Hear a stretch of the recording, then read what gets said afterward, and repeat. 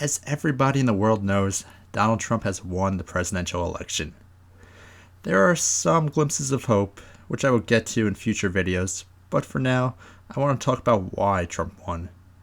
I'm going to list my top 7 reasons for why he won, in order, starting from the least relevant.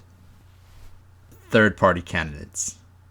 This was perhaps one of the pleasantly surprising things that came out of the election. I thought they were going to have a huge impact on the election, but they barely garnished 4% of the vote, and Jill Stein got 1% of that.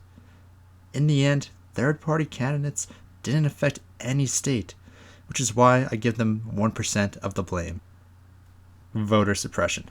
Obviously, this is a huge problem in our country, which is why Donald Trump winning is a huge deal, because these tactics of voter IDs and shutting down polling stations will continue to happen. The reason why I only have it at 3% blame is because Hispanics and African American votes were down countrywide when compared to 2012, even in states that have no suppression laws. WikiLeaks.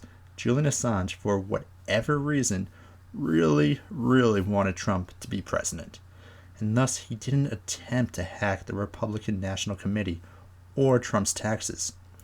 I get it, there were things on Hillary's email, but the damning evidence they found on her were not even to or from Hillary, but instead people that worked for her campaign.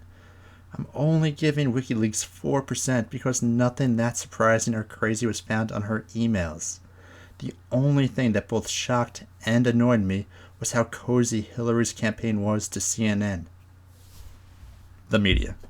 False equivalencies, false equivalencies, false equivalencies.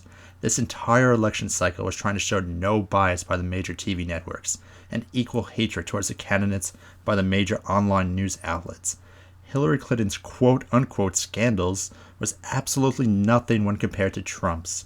Also, don't say Trump may be an irrational, paranoid conspiracy theorist who's been accused multiple times of sexual assault, and in that same breath say, but he does have a good stance on trade policy.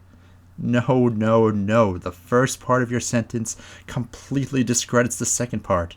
By giving credit, not only do you minimalize something that should be automatically disqualifying, but you help set up this belief that helps people conclude that both candidates are equally as bad. James Comey. Completely unprecedented that you release a speculation statement 11 days before an election. The polls show this had a huge effect, dropping by 5 percentage points in a week. Comey's letter was as damaging to Clinton as Trump admitting that he sexually assaults women. I currently believe he did that so that the Republicans wouldn't lose the House and the Senate.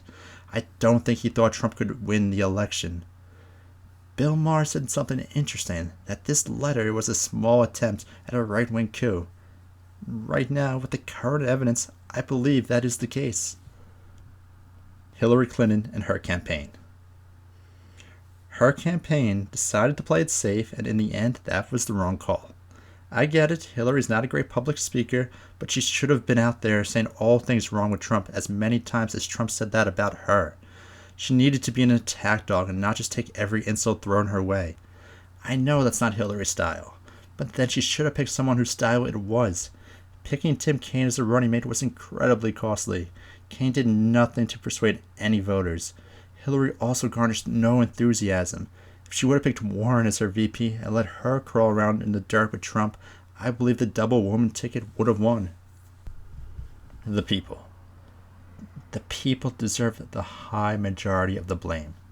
I was thinking, whose fault is it that the citizens are so misinformed? Is it the broken media that makes people dumb, or the dumb people that makes the media broken? It's definitely a combination, but I'm going to go more towards the second choice. People want to read or hear about the juicy story, and if that means picking up the National Enquirer and not the USA Today, then that's on the people. A disturbing number of people get their news from tabloids, conservative radio, blog sites, and conspiracy websites. A majority of people don't want to learn new things, they want to hear what they already believe. They want to read, listen, or watch something interesting regardless of the facts. If Hillary was as good of a public speaker as Obama, she would have won in a landslide. But subconsciously, they don't care about the issues. Subconsciously, they care about who is more pleasing to their ears and eyes. In his first speech, Trump didn't try to hide his feeling towards Hispanics or African Americans by retweeting the KKK, and he didn't try to hide his feelings towards women when he admitted he sexually assaults them. Probably the saddest thing to see is that a higher percentage of African Americans, Hispanics, and women voted more for Trump than they did for Romney in 2012. This election showed the flaws that all humans share.